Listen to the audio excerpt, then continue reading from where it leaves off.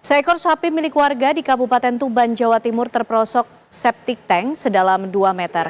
Warga kesulitan mengevakuasi karena kondisi lubang sumur yang sempit dan dalam.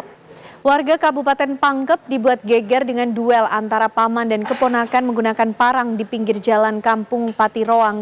Warga di komplek perumahan mewah di Jalan Lebak Bulus 1, Cilandak, Jakarta Selatan dikejutkan dengan peristiwa pembunuhan 2 anggota keluarga oleh seorang anak Sabtu dini hari. Selain membunuh ayah dan neneknya, remaja berusia 14 tahun itu turut menikam ibu kandungnya. Ya, bagaimana informasi terbaru dari penanganan kasus ini pemirsa? Kami ajak Anda berbincang dengan AKP Nurma Dewi, Kasih Humas Polres Jakarta Selatan. Selamat malam Bu Nurma. Masih akan menemani Anda. Pemirsa, Polri serius memerangi oknum aparat berseragam yang membackingi bisnis ilegal menyusul bergulirnya kasus penembakan sesama anggota kepolisian di Solok Selatan, Sumatera Barat. Komitmen ini pun sesuai dengan arahan Presiden Prabowo Subianto.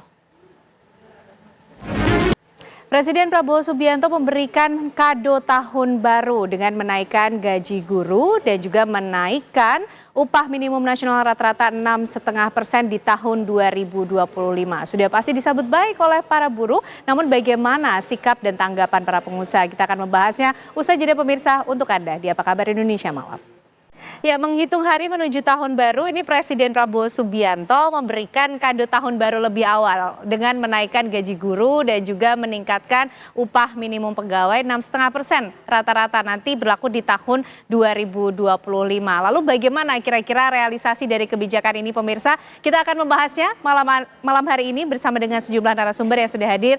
Tentunya di Apa Kabar Indonesia Malam ada Mas Jumhur Hidayat, Ketua Umum. Upah minimum 6,5% ini rata-rata. Ini juga sudah termasuk di perhitungan secara matangkah resiko-resiko keuangan yang ada begitu. Pak Rian melihatnya seperti apa?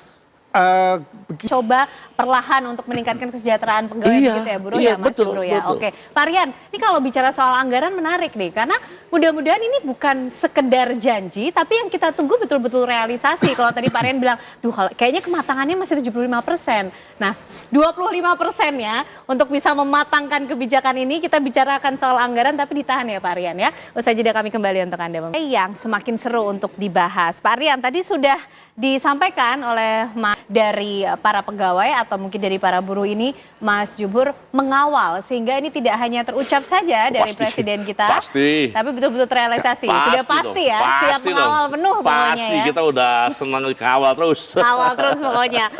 Pak, kemudian apakah juga ya, tentu ini menjadi menarik membahas mengenai bagaimana keputusan Presiden Prabowo Subianto untuk menaikkan gaji guru dan juga menaikkan upah minimum pegawai. Nah, kami juga akan ajak Anda pemirsa untuk melihat bagaimana kira-kira tanggapan masyarakat atas kebijakan ini. Kami ajak Anda bergabung dengan rekan kami, Rehana Meizia. Tentunya kami masih akan kembali menemani Anda dengan sejumlah informasi penting dan menarik lainnya yang sayang sekali untuk dilewatkan. Tetaplah bersama kami di Apa Kabar Indonesia Malam. Para calon kepala daerah di sejumlah provinsi strategis yang diusung Koalisi Indonesia Maju Plus unggul sementara di Pilkada 2024 versi hitung cepat, namun tidak di Pilgub Jakarta. Di Jakarta, suara pasangan RK Suswono yang diusung Kim Plus justru terpaut jauh dari pasangan nomor urut 3 Pramono Rano di berbagai hasil quick count lembaga survei. Saling klaim hasil penghitungan suara dilakukan dua kubu peserta Pilkada Jakarta 2024. Tim pemenangan pasangan Ridwan Kamil Suswono menyatakan jika Pilkada Jakarta akan berlangsung 2 putaran. Sementara pemirsa, tim pemenangan dari pasangan Pramono Rano Karno mengklaim jika Pilkada Jakarta akan berlangsung 1 putaran. Namun keduanya sepakat untuk menunggu hasil penghitungan resmi dari KPU Jakarta. Di hari kelima pasca longsor di kawasan Sibolangit, Polrestabes Medan melakukan penutupan total jalur penghubung Medan Tanah Karo. Hal tersebut dilakukan untuk mempercepat proses pembersihan material di badan jalan dan proses pencarian korban yang masih dinyatakan hilang. Sebuah mobil jenis sedan menabrak separator sebabkan 2 pengendara motor terluka di flyover non-tol Pesing di Jalan Daan Mogot, Cengkareng, Jakarta. Sesaat lagi Apa Kabar Indonesia Malam masih akan kembali. Seorang remaja berusia 19 tahun ditemukan tewas penuh luka di rumah warga yang diduga korban penganiayaan. Polisi masih melakukan identifikasi termasuk mencari identitas yang tidak ditemukan di lokasi kejadian. Polda Jawa Tengah melakukan ekshumasi jenazah Gama Rizky Nata Oktavadi, siswa SMKN 4 Semarang yang diduga meninggal karena ditembak polisi. Dokter forensik dikerahkan untuk mencari penyebab kematian korban.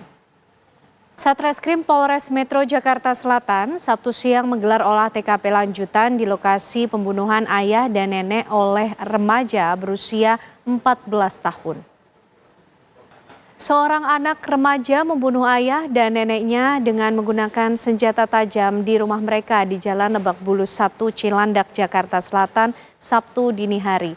Tak hanya membunuh ayah dan nenek, pelaku yang berusia 14 tahun juga menikam ibunya dengan benda tajam berupa pisau dapur. Sejumlah mahasiswa diamankan petugas kepolisian akibat perusakan fasilitas kampus di Makassar, Sulawesi Selatan yang terjadi saat aksi solidaritas. Aksi solidaritas ini merupakan buntut dari kasus pelecehan salah seorang oknum guru dan pengeluaran seorang mahasiswa secara sepihak. Informasi tadi pemirsa mengakhiri kebersamaan kita di Apa Kabar Indonesia malam hari ini. Sesaat lagi kabar utama akan hadir menemani Anda. Saya Ken Ana dan teman-teman yang bertugas pamit undur diri. Terima kasih, selamat malam, sampai jumpa.